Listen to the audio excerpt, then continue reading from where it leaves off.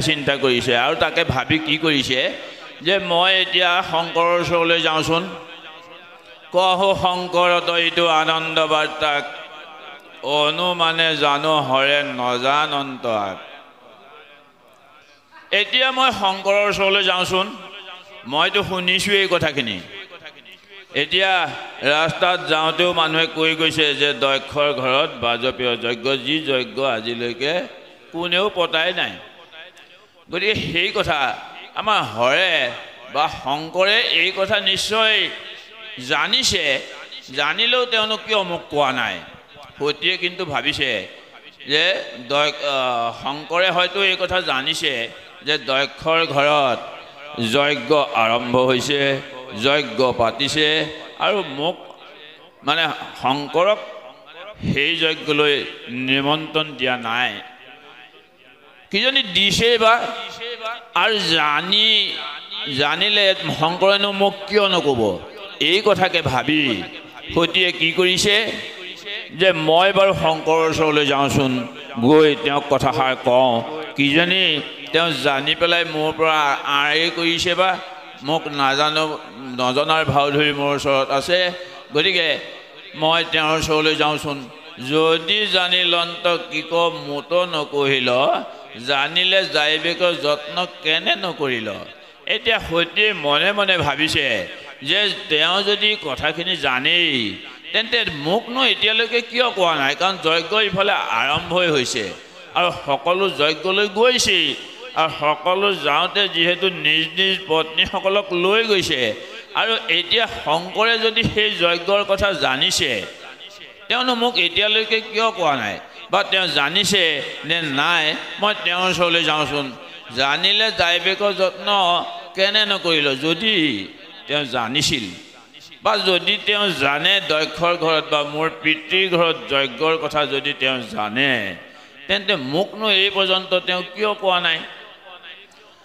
এনেকৈ এই বুলি চলিলন্ত শংকৰৰ পাশ আঠে বেঠে জান্ত দেৱী কৰি লয়লা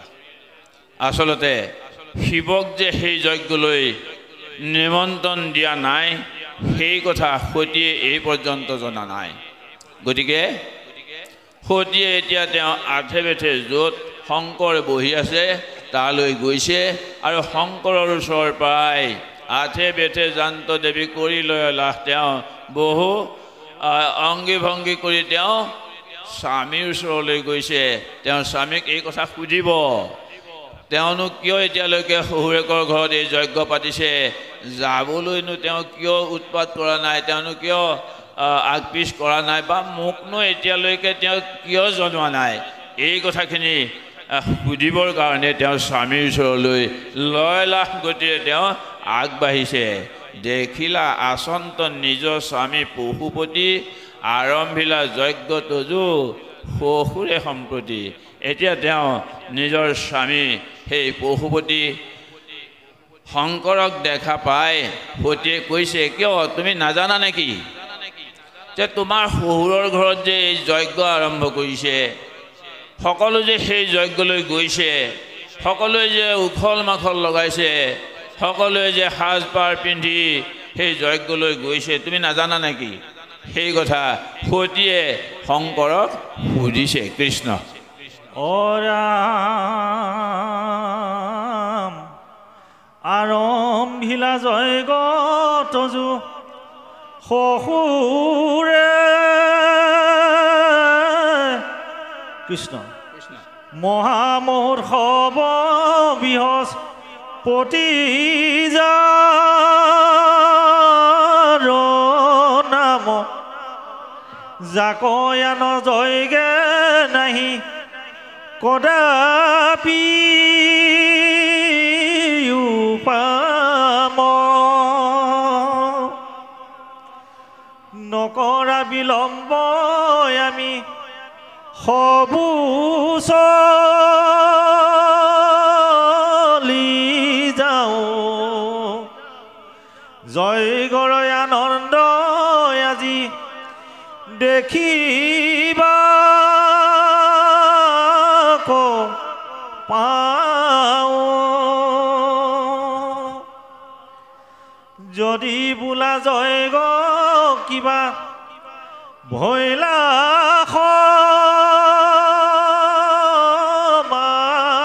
পতি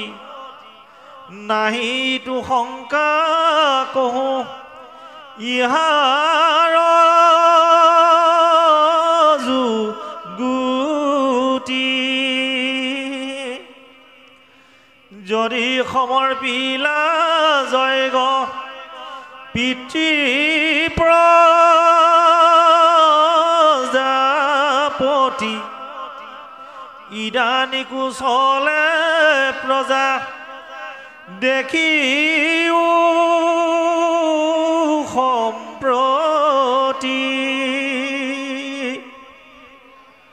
আৰা খব লোকে কহি পথত চল আবেশে পাতিল জয়গ দয়ক্ষম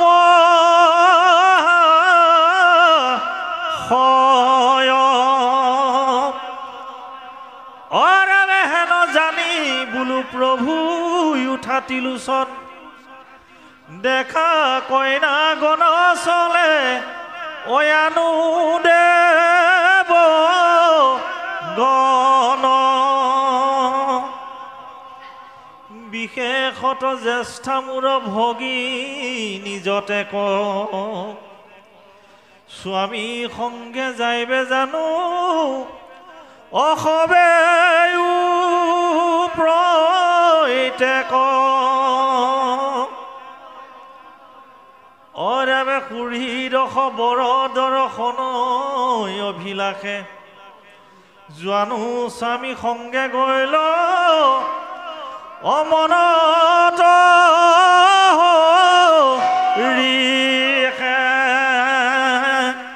কৃষ্ণ যেতিয়া সতীয়ে এই সকলো কথা লোকে কোৱাকৈ কৰা শুনিলে তেওঁ তেওঁৰ স্বামী শংকৰৰ ওচৰলৈ গৈ কৈছে যে হেৰা তুমি গম পোৱা নাইনে মোৰ পিতৃদক্ষই যে যজ্ঞ আৰম্ভ কৰিছে তুমি জনা নাইনে বা তুমি যদি জানিছা মোকনো এতিয়ালৈকে কিয় কোৱা নাই বা তুমি দেখোন এতিয়ালৈকে শহুৰৰ ঘৰ সেই যজ্ঞলৈ যাম বুলি তোমাৰ কোনো মই আগপিছ দেখাই পোৱা নাই তুমি কিয় যজ্ঞলৈ নোযোৱা নেকি মহা মহোৎসৱ বৃহস্পতি যাৰ নাম যাক আন যজ্ঞে নাহি কদাপি উপাম যি যজ্ঞৰ পুৰোহিত কোন বৃহস্পতি গুৰু আৰু সেই তেনেধৰণৰ যজ্ঞ আজিলৈকে কোনেও পতাই নাই তুমি সেই যজ্ঞৰ কথা এতিয়ালৈকে শুনা নাইনে নকৰা বিলম্ব আমি সব চলি যাওঁ যজ্ঞৰ আনন্দ আজি দেখিবাক পাওঁ ব'লা আমি সকলো আমিও যাওঁ মোৰ বাই ভিনিহি সকলোৱেই সেই যজ্ঞলৈ গৈছে সাজি কাচি তালৈ ৰাজৰ সেই দেৱৰ সেই মহৰ্ষিসকল সাজি কাচি সকলো গৈছে এতিয়া আমিও যাওঁ ব'লা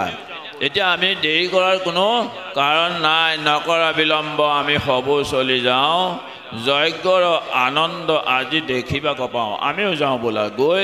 আমি সেই যজ্ঞৰ আনন্দ আমি দুয়ো উপভোগ কৰোঁগৈ আমিও যাওঁ ব'লা এই বুলি সতীয়ে তেওঁৰ এই স্বামী শংকৰৰ ওচৰত তেওঁ এয়া আপত্তি দৰ্শাইছে যদি বোলা যজ্ঞ কিবা ভৈলা সমাপতি নাহিতো শংকা কহ ইহাৰ যুগতি যদি সমৰ্পিলা যজ্ঞ পিতৃ প্ৰজাপতি ইদানিকো চলে প্ৰজা দেখিও সম্প্ৰতি এতিয়া কি হৈছে যে যজ্ঞ সমাপন হ'ল বুলি তুমি নাভাবিবা নাহিতো শংকা কহ ইহাৰ যুগতি তুমি যদি মনত ভাবিছা যে সকলো গ'ল যজ্ঞলৈ এতিয়া যজ্ঞ কিজানি শেষেই হ'ল নেকি যজ্ঞ সমাপ্তি ঘটিল নেকি সেই কথা নাভাবিবা কিয়নো এতিয়ালৈকে আমি এয়া যজ্ঞলৈ মানুহ অহা যোৱা কৰি থকা দেখাই পাই আছোঁ গতিকে আমিও যাওঁ ব'লা আমি পিতৃৰ গৃহত সেই যজ্ঞ উপভোগ কৰিবলৈ আমি যাওঁ আৰা হ'ব লোকে কহি পথত চলয় আবেশে পাতিল যজ্ঞ দক্ষ মহাশয় এইসকলেও এতিয়া সেই কোৱা কৰিয়েই তেওঁলোক সেই যজ্ঞলৈ গৈ আছে আৰু আমিও এতিয়া যজ্ঞলৈ যাওঁ এতিয়া তোমাক নিমন্ত্ৰণ দিলে নে নাই সেই কথা যিহেতু সতীয়ে নাজানে শিৱক যে সেই যজ্ঞলৈ নিমন্ত্ৰণ দিয়া নাই সেই কথা কিন্তু সতীয়ে এই পৰ্যন্ত জনা নাই। গতিকে সতীয়ে এই পৰ্যন্ত তেওঁৰ স্বামীৰ ওচৰত সেই আপত্তি দৰ্শাইছে যে তোমাৰ শহুৰৰ ঘৰত বা মোৰ পিতৃৰ গৃহত যিহেতু যজ্ঞ আৰম্ভ হৈছে আমি দুয়ো যাওঁ আৰু সেই যজ্ঞ আমি উপভোগ কৰোঁ, যজ্ঞৰ আনন্দ আমি উপভোগ কৰিবলৈ যাওঁ ব'লা। হেন জানি বোলো প্ৰভু উঠা তিলোচন দেখা কন্যা গণ চলে আনো দেৱগণ। আমাৰ কন্যা সমস্ত তাৰমানে দক্ষৰ 60গৰাকী কন্যা আৰু এই সতীৰ বায়েক ভিনীয়েক সকলোৱে সেই যজ্ঞলৈ আনন্দ মনেৰে তেওঁলোক যজ্ঞলৈ গৈছে, সকলোৱে গৈছে, কিন্তু একমাত্ৰ সতী যোৱা নাই। আৰু এইমাত্ৰ যিহেতু সকলো যোৱাৰ খবৰ তেওঁ পাইছে আৰু সকলোৱে কোৱাকৈ কৰিছে দক্ষৰ ঘৰত যে যজ্ঞ সেই কথাও শুনিছে, আৰু এই সকলো কথা তেওঁ শুনা কথাখিনি তেওঁৰ স্বামীৰ ওচৰত তেওঁ প্ৰকাশ কৰিছে। গতিকে আমি সকলো তালৈ যাওঁ, এতিয়া আমি আৰু দেৰি কৰাৰ কোনো কাৰণ নাই, আমি এতিয়া যজ্ঞলৈ যাওঁ। সেই কথা সতীয়ে শংকৰৰ ওচৰত এই আপত্তি দৰ্শাইছে। কৃষ্ণ আৰাম মই তুমি সম বাঞ্ছা কৰোঁ হে হিমত যজ্ঞৰ উৎসৱ দৰ্শনৰ নিমিত্ত আৰব দেখি বুকে ঠাইতে আনো ভগিন সমস্ত আয়ানো বন্ধু বান্ধৱ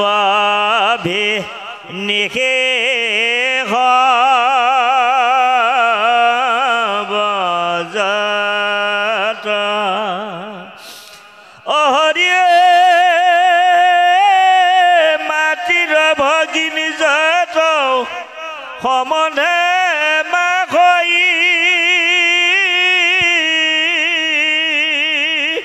আতাখন বয়া ছয় হেন একোধা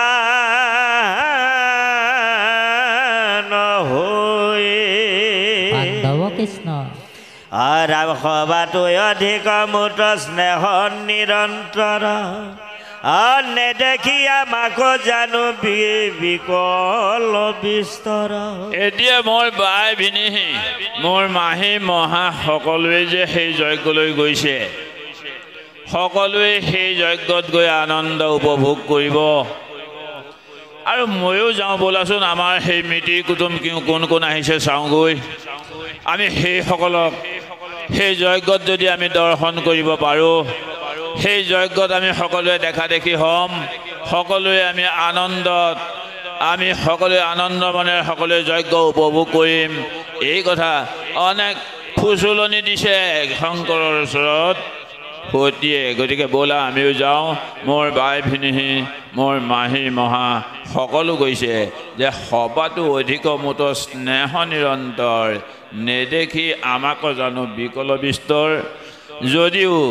সকলো মোৰ বাই ভিনীহি সেই যজ্ঞত উপস্থিত থাকিব, তথাপি মোৰ প্ৰতি মোৰ পিতৃৰ কিন্তু মৰম খুবেই বেছি, মোৰ মাতৃৰ মোৰ প্ৰতি মৰম খুবেই বেছি, তুমি হয়তো নাজানা। গতিকে আমিও সেই যজ্ঞলৈ যাওঁ ব'লাচোন, এই বুলি শংকৰক খাটনি ধৰিছে সতীয়ে। কৃষ্ণ ৰাম পিতৃৰ আনন্দ মুখ দৰ্শন হেতু হৈব আজি বিস্তৰ শুনিয় বিষেতু তোমাক আমাক আজি সমস্যাৰ আগে অৰিষি বনত প্ৰজাপতি প্ৰীতি মহাভাগে পাদ্য অৰ্থ আচমনি উত্তম আসন দিব নানা অলংকাৰ বিচিত্ৰ বসন পিষ্টি কপায়ক গীত মধু পৰমান দিব ভক্ষচয় আৰু কৰি সনমান পদ চাই আছে প্ৰীতি মাতৃমুখপতি নযায় বাৰত দেখি হৈব বিকল সম্প্ৰতি ময়ো তাকম বাকৌ দেখো চিৰকাল পুৰু মনোৰথও তুমি যদি দেখা ভাল কৃষ্ণ যিহেতু সতী দক্ষৰ কনিষ্ঠা কন্যা 60গৰাকী কন্যাৰ ভিতৰত কনিষ্ঠা কন্যা দক্ষৰ সতী আৰু সতীয়ে এনেকৈ ফুচুলাইছে শংকৰক যে মোৰ পিতৃ আৰু মাতৃ মোৰ প্ৰতি কি মৰম মোক কিমান মৰম কৰে সেই কথা হয়তো তুমি নাজানা গতিকে বলাচোন আমি পিতৃয়ে যি বাজপেয় যজ্ঞ আৰম্ভ কৰিছে মোৰ বাই ভিনীহি মোৰ মাহী মহা যিসকল আছে মোৰ ইষ্ট কুটুম্ব সকলোৱে সেই যজ্ঞলৈ যিহেতু গৈছে গতিকে আমিও সকলোকে দেখি আমাৰো নয়ন মন সাৰ্থক কৰোঁ গতিকে আমিও যাওঁ বলাচোন তোমাকো আমাকো আজি সময় আগে অৰ্চিবন্ত প্ৰজাপতি পিতৃ মহাভাগে আমি যেতিয়া গৈ সেই যজ্ঞস্থলীত উপস্থিত হ'ম তুমি কনিষ্ঠ জোৱাই হিচাপে মই কনিষ্ঠ কন্যা হিচাপে আমাক মোৰ পিতৃয়ে কেনেধৰণে শুশ্ৰূষা কৰিব বলাচোন এই সমাজৰ মাজতে আমাক কেনেকৈ শুশ্ৰূষা কৰিব কেনেকৈ অৰ্চনা কৰিব তুমি তেতিয়া বুজি পাবা